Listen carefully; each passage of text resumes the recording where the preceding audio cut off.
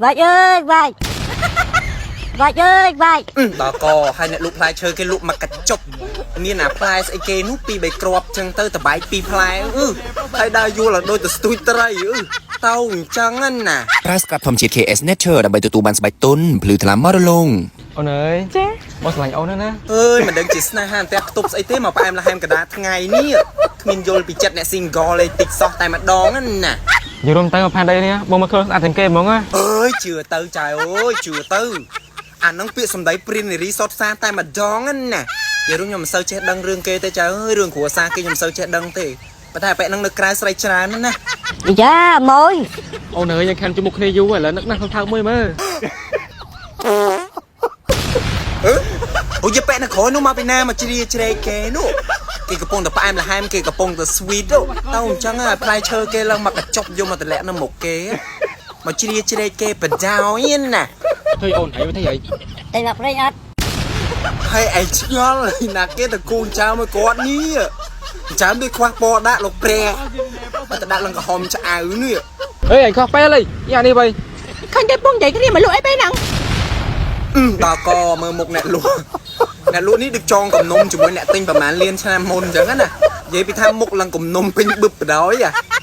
ហើយមកលក់ម៉ាក់ប្រេងតែមកកញ្ចប់សោះហ្នឹងនិយាយពីមុខផាត់ម្សៅចង់មកទឹក Bông nhảy nhảy á, tao học làm xinh tôi bánh មកអូន Phải smile cái bán đó nọ ណឃើញទេគេដូរទីតាំងតតបាននិយាយរួមនិយាយប៉ែនឹងជើងរាយបដោយចេញមកមកជ្រាជ្រែកគេឥឡូវគេដូរទីតាំងបាទ Lạnh heo vô anh ta nói cho stay on ចាំសិនតើអូនខានជួបណាយូរនៅខ្លាំងនេះមើលសង្ថើមួយមើល អូយមកទៀតហើយអូយតបៃម្ដងឯងលោកព្រះនេះយាប៉ែនេះគោបំណងដើរមកជ្រាជ្រែកគេបដោយមិនមែនដើរមកលក់ឯណាអាលើកមុនម៉ាក់ទិញម៉ាក់ប្រាំងឥឡូវចេញមកតបៃមកជ្រាជ្រែកគេTình vạch ớt bông Ngay nè អីញ៉ៃមកអូនណាឲ្យមានក្តីសក់មកអី ខ្ញុំឆ្ងល់បងឯងដែរហួយតែតបៃនៅចិត្តដៃនឹងមិនទាញគប់យាប៉ែនឹងតម្លាក់ពីមេឈើនឹងមកហើយឲ្យទៅទុំនៅលើនឹងទៅអី Bông ai chơi ấy Chơi cân Nhưng lụi cái bạch à អានេះមកលក់ឲ្យភ្ញៀវឬមកស្ទួយភ្ញៀវដែរ sister ទៅអញ្ចឹងណា មានការងារយើងនេះយើងសម្បាច់មិនបងការងារយើងមិនមែនការងារកពិកកពុកណាការងារធំហ្នឹង អូឯងសង្ស័យទៅនិយាយការងារសុកយាប៉ែនោះយកអាស្អីគេមកញុលមុខនឹងទៀតណាកន្លែងចាស់ហ្នឹង ថាតែការងារសានហ្នឹងខ្ញុំអត់ចង់ប្រឡាយ Bông tình vay bông ឯងថាមែនថៃចេះខុសឃើញទេដើរមកញុលកដាលមុខគេបដោយទេណាហើយតបៃសតមួយសោះហ្នឹងណា អូនបងពងvừaការងារអូនណា មើលធ្វើចឹងអីបើណអាគេរុញចេញម្ដងហ្នឹងញុលមកទៀតហើយយាប៉ែនេះ បងជួយទិញទៅចាំទិញ អាគេប្រាប់តែគេមិនទិញទេញុលដាក់មុខគេឥឡូវគេខំអស់ឡើងមកកដុក